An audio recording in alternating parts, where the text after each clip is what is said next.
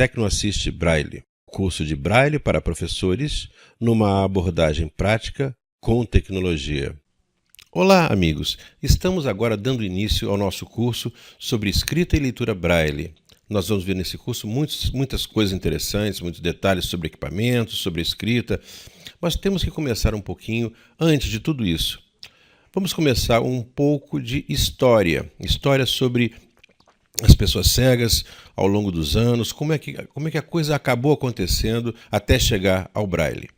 Nós começamos então com um pouco de história. Há um desconhecimento muito grande sobre a vida das pessoas com deficiência ao longo do tempo, mas a gente sabe que antigamente, no tempo que antecedeu, sei lá, Cabral, a vida dos deficientes era muito difícil. Aqui eu vou ler um trecho que eu tirei de um livro da professora Januzzi. O livro diz assim: tanto que já no final do século XVII, a pedido de providências ao rei de Portugal, feito pelo governador da província do Rio de Janeiro, Antônio Paz de Sande, contra os atos desumanos de se abandonar crianças pelas ruas, onde eram comidas por cães, mortas por frio, fome e sede. Não é nada fácil, mas se você for olhar na China hoje, você vai ver que pode ser... às vezes a gente escuta que como as pessoas só podem ter 2 filhos, matam um, às vezes tem uma situação de uma criança que nasce com deficiência, a criança é morta também porque só pode ter um filho.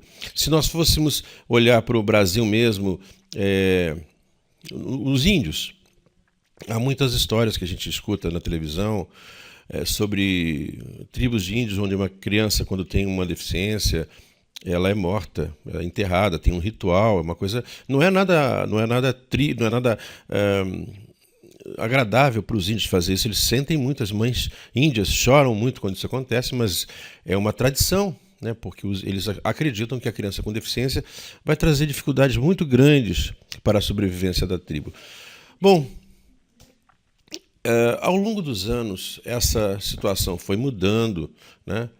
E um fato assim bastante típico sobre esse tema de pessoas com deficiência foi uma guerra que a França teve com os sarracenos. Nessa guerra, os franceses perderam a guerra e os sarracenos tiveram a seguinte atitude. Eles pegaram os soldados franceses que sobraram daquela guerra e cegaram todos esses soldados. Uma coisa bastante selvagem. Bom, o certo é que naquela época a quantidade de franceses que chegaram à França, a Paris, completamente cegados por essa guerra, por essa barbaridade imenso, muitos cegos pela rua. Então o pessoal, os nobres, se condoeram daquela situação, e também porque era muito mendigo pela rua, e resolveram então criar alguns asilos para atender a essas pessoas. E aí, a partir daí, começou uma visão um pouco mais humanitária com relação à questão da cegueira, né? A gente não pode nem avaliar a bondade ou simplesmente para isolar os cegos. Eu não sei o que é, porque a gente não estava lá, não pode contar essa história muito bem contada. Mas o certo é que algumas pessoas começaram a se condoer daquela situação, tá?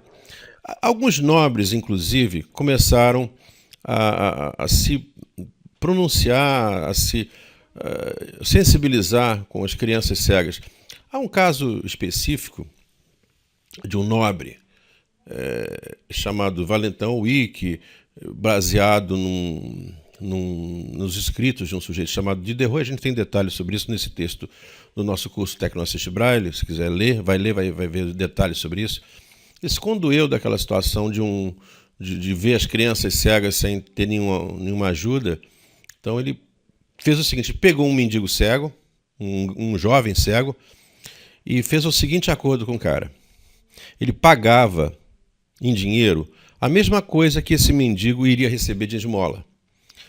E esse mendigo então não podia esmolar, mas ele tinha que viver na casa lá do Valentin Huyck, e o Valentin Huyck começou a fazer experiências com esse cego. Começou a fazer desenho de letras em relevo. Bom, acabou ensinando a pessoa cega a ler. E aquilo ali foi uma coisa que para ele foi uma grande surpresa e ele resolveu fazer então a fundação de uma escola. Mas a gente já vai contar sobre isso. O certo é que essa ideia de utilizar relevo não foi uma ideia específica do Valentin Houy. Bom, ao longo dos anos foram inventados diversos alfabetos táteis. Tá? Tem aqui as letras que foram em relevo que foram utilizadas pelo Valentin Houy. Aqui umas letras mais estilizadas por um sujeito chamado Gall, Houy, Moon, que foi muito utilizado na Inglaterra, que é como se fossem as letras convencionais, simplificadas. Aqui a técnica de Braille, aqui a técnica de Waite. Bom, foram inventados diversos alfabetos táteis.